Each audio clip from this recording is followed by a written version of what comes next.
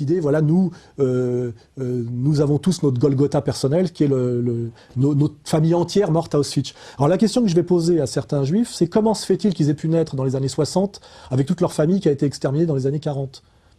C'est assez magique. Hein. J'aimerais bien qu'ils m'expliquent comment on fait pour naître en 60, en 70, en 80, quand toute votre famille a été exterminée dans les camps. Je veux dire, à un moment donné, il faut arrêter de nous prendre totalement pour des imbéciles. Je sais bien que on est face au peuple du miracle, hein, je veux dire, miracle démographique, ou d'un peuple génocidé double sa population en France, par exemple, entre 40 et 80.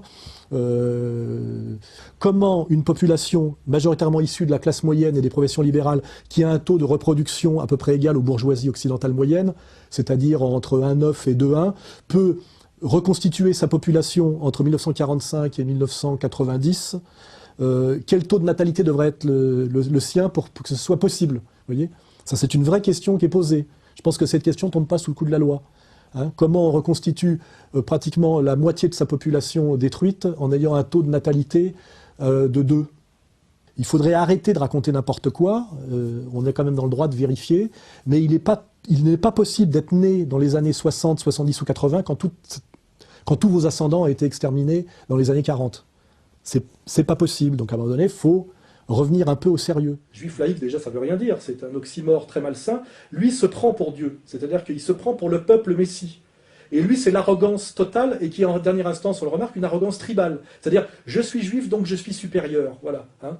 Et vous me devez l'allégeance, parce que j'ai des prix Nobel, et parce qu'il y a eu la Shoah. Quand vous imaginez que dans cette pièce à Auschwitz, qui fait, je crois, 100 mètres carrés, pour que les 6 millions soient un chiffre possible, 4,5 millions d'êtres humains sont morts en moins de 2 ans, je crois. Hein. Ce qui est le plus grand prodige de l'histoire de l'humanité, si vous réfléchissez aux conditions matérielles que ça implique. Je me dis qu'heureusement que les fouleurs n'y sont pas allés, parce que quand on voit comme cet espace doit être saturé de je sais pas quoi, de restes de gaz, et ça aurait été peut-être même dangereux pour leur santé. Voilà.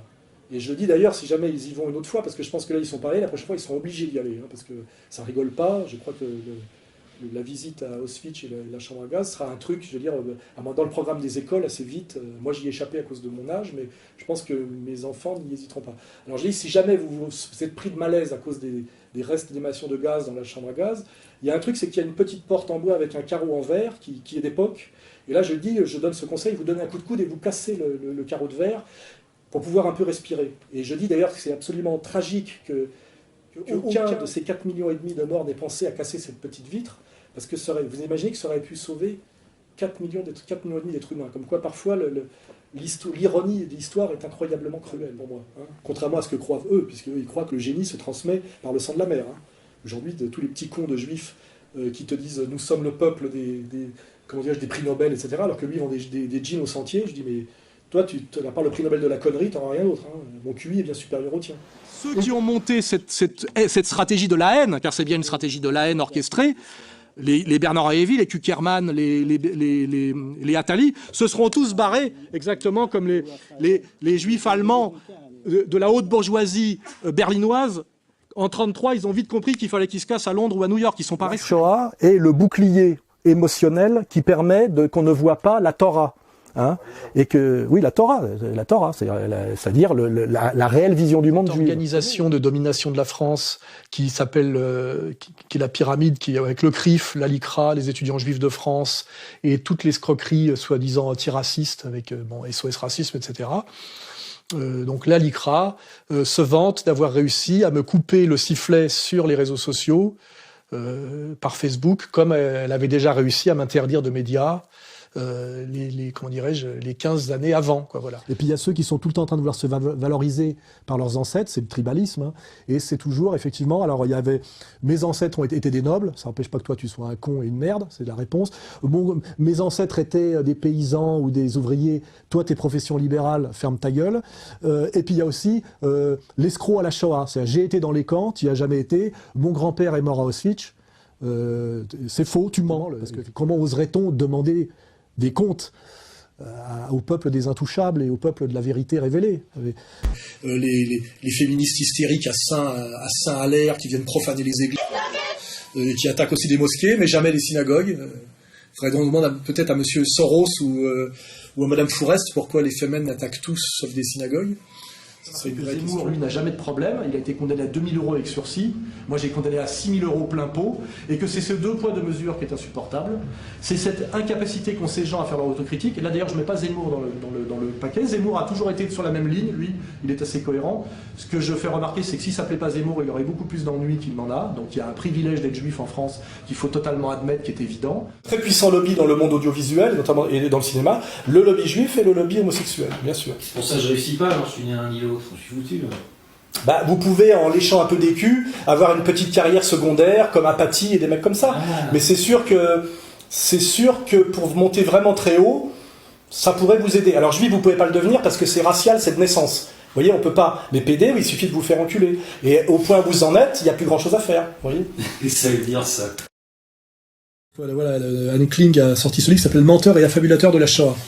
Livre inattaquable qui montre effectivement tous les gens qui parlent de ce qu'ils n'ont pas vécu, qui mentent, et en sachant que le goy est obligé de fermer sa gueule quand on parle de Shoah et d'admettre des trucs invraisemblables. Alors dedans, il y a toutes les histoires les plus invraisemblables.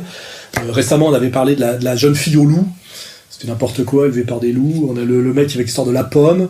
Elle parle du journal d'Anne Frank, sur lequel il y aurait beaucoup à dire. Si je dirais, il y a quelque chose d'insupportable dans l'histoire d'Anne Frank, c'est sans doute pas son récit qui est essentiellement romancé, c'est qu'elle n'ait pas touché les droits sur l'invention du stylo bic, puisqu'elle l'a inventé visiblement avant le baron Bic, puisque déjà une partie de son journal est corrigée au stylo bic, qui a été inventé en 1951. Donc il semblerait qu'Anne Frank soit effectivement un génie, pas de la littérature, ni de la mémoire, mais par contre qu'elle ait inventé le stylo bic avant le baron Bic et qu'elle n'ait pas touché le pognon. Donc il y a peut-être moyen d'une petite réparation là. Voilà. Donc dans ce bouquin, il y a effectivement toute une série d'affabulateurs de la Shoah, inattaquables. Donc Monsieur Aziza, comme vous le savez, avait dit qu'il n'était pas question qu'il m'invite parce que blablabla, son grand-père était mort à Auschwitz. Comme j'ai un petit peu de culture, j'ai tout de suite soupçonné que c'était assez peu crédible. Monsieur Aziza est un juif algérien qui n'a jamais mis les pieds sur le continent européen avant les années 60, à mon avis. On a vérifié, évidemment, et fait vérifier qu'aucun Aziza n'est mort à Auschwitz, alors à moins qu'il s'agisse de sa grand-mère maternelle. Un Aziza est mort à Sobibor, c'est vrai, mais ce n'est pas sa famille, on a vérifié, puisque, voilà. Des gens ont demandé à Monsieur Aziza donc, de nous dire qui était son grand-père, donc maternel, qui ne porte pas le nom d'Aziza, qui était mort à Auschwitz. Il a bien évidemment botté en touche avec mépris. Aziza est donc très certainement ce qu'on appelle un escroc à la Shoah, on a beaucoup. Pour se rendre incritiquable, et surtout, effectivement, pouvoir abuser de sa position de journaliste sioniste, ultra-communautaire, à multi-fromage dans les médias français, pour faire un travail qui est très très loin, à mon avis, du journalisme impartial et honnête.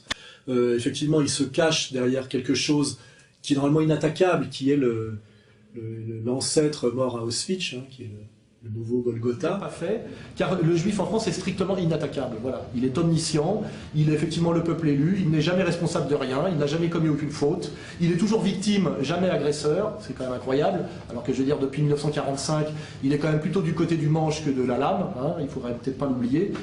Voilà. Et si ça a été fait, on serait dans une discussion entre des tomes. Voilà. Et je demande simplement ces préalables-là, c'est tout. Une dernière question, ce qu'on a vu dans ce débat, moi ce que j'ai La LICRA est en fait un des bras armés de la communauté juive organisée, qui ment en prétendant que c'est une association antiraciste. On va montrer d'ailleurs quel est son directoire, il n'y a pas un noir et pas un arabe dedans. Hein.